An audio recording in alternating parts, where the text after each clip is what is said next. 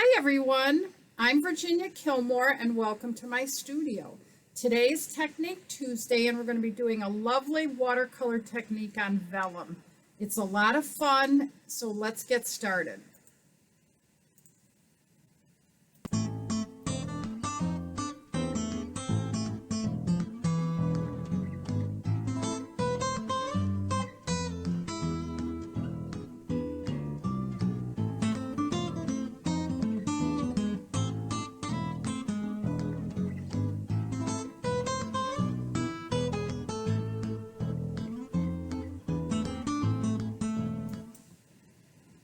Isn't this a lovely card? I think it's so pretty with the trees, it's snowing.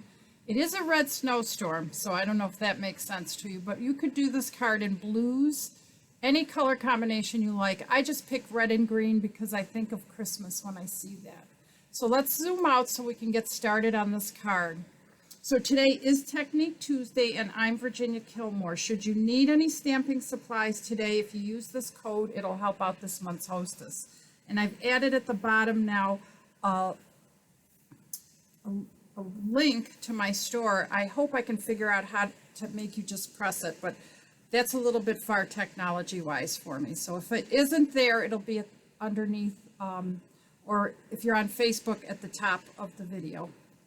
So you can just click it and go shopping. It is shopping time, I think, and we can do it all from our desktop. Now, to do this card, it's going to be very messy. So I'm going to move this top here, and we'll come back when we are done with the messy part. See my messy desktop here?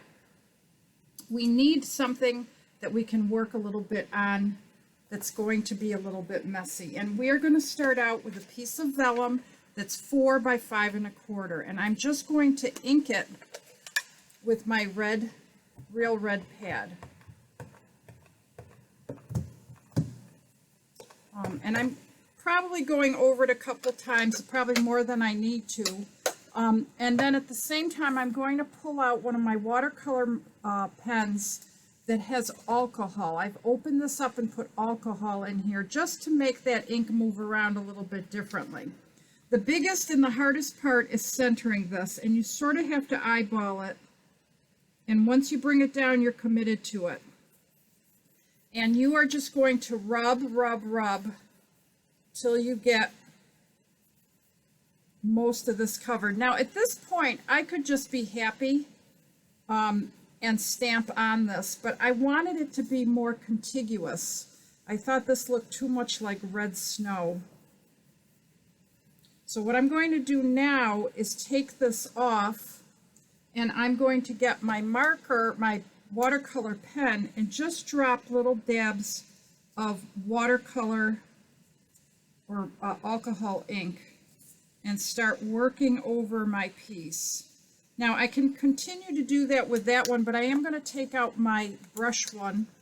I like this one because it's a wide brush and I can move the ink a little bit quicker before it dries. And the biggest struggle with doing this is that this tends to want to curl while you're working. So you have to keep it moving. It probably would make some sense to tape it down, but I never like to make sense when I work.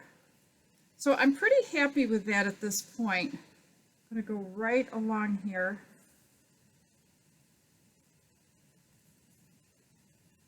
I think that's pretty good. I like it when it's not perfect because it reminds me of something that a painter might have done. And I am going to go back and put a couple more drops of alcohol on here, just arbitrarily. And then I'm going to take a tissue, ball it up, and sort of lift a little bit ink here and there until I'm pretty happy with what I have. I can always come back and put a little bit more in spots. And I probably will fiddle fart a little bit, as I like to say. Trying to make some of these circles of alcohol a little bit bigger than the first ones I put down, because that lifts the ink and moves it around in an interesting pattern. I think I'm all done. I'm just going to look at it from the side. I love this opened section. Now I'm going to have to dry this with a dryer, so I'm already apologizing for the sound.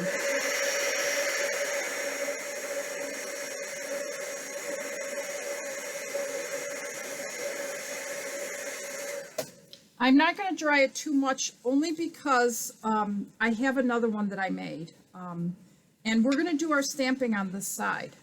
So I made this one earlier, and we're going to stamp on this one on the side that doesn't have the color. And the hardest part with this is getting it flat. You will probably end up having to put some tape all around the edges and in the center. But I went ahead and I got my Memento ink out because I want something that's going to be dark against that. And I already put the little trees on here on this block. Now, this block happens to be the same width as this other block, so it's perfect. Anything that's off the edges won't stamp. I could have stamped outside of that, but I really wanted it to stay within the red area. So now I'm just going to take my pad and try to stay within the area of the block that I want stamped. We'll see how good I do. I did really well with the first card, but you know how sometimes things don't go as planned. And then we just chalk it up to being a homemade card, right? Okay. And actually, I can go back to this now. I think I'll do that just to make things better for you guys, so you can still see the instructions. And I am going to stamp right over this and line it up the best I can. I am going to hold it down for a second because that's a lot of ink to go on there. And one of the things with vellum is it does take a little bit longer for it to dry than other inks. It did go off a little bit, but not bad. And now I'm going to bring in my sentiment, ink that up. I took this sentiment off the block I had from yesterday and actually put it back to being curvy because I actually want it to be curvy. And I'm going to go ahead and put that right in this spot. Now, it may not look like much at this point because it's behind a dark background, but wait till you see how pretty it is against the white background.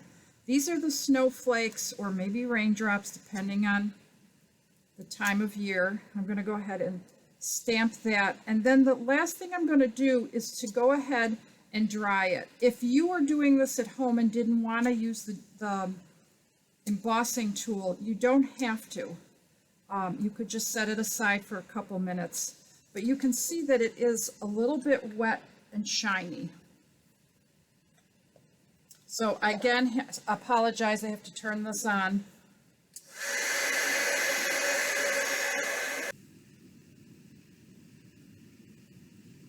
Hi everyone, in case you hadn't noticed, I had a little break in the videotaping, so I'm back on. This is dried perfectly, so now we're ready to put the card together. And I'm just going to pull out my cardstock that I need. The first piece I need is a piece that's exactly the same size as this, and look at how bright and pretty that gets as soon as I lay it on there. It's so different, off and on. So I am going to use some tape just so that it lays nicely along the edge. It will be a little bit ruffled, but remember, this is a handmade card, not a machine-made card, so it's not going to be perfect. I'm going to go ahead and lay that on there with the hopes that if I press down, now this is dried really well. I would not have done that right away because it does sort of mess up. And you see the little wrinkles and such. That's part of the charm of a handmade card. It's not perfect. So now all I need to do is mount it on my cardstock. Now when I did this one, I used the sprig punch, but I went ahead and took out from Quite Curvy this little cutter and cut 2 of those on my own time. And so that's why those are missing from there. I'm going to go ahead and glue this on here.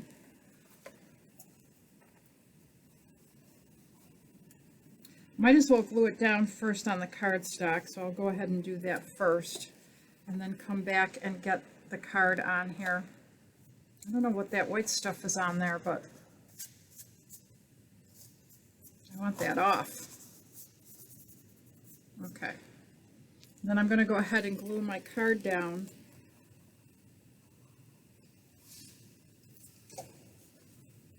Make sure I'm putting it right side up, because I have a tendency to forget sometimes. I didn't put my mic back on, so hopefully you're hearing me okay. Are you hearing me okay? Yep, you are. Okay, so now we need to put these little sprigs on, and I just have to decide how I want them. Do I want them two together with a bow like this? I kind of like that. I think that's pretty. Or like I did with the other one and sort of going across. I think I like them both together. So I'm going to go ahead and glue those down and then put the bow on top. And you know how I put so little glue. I just put a little dot here or there, and then it will dry clear.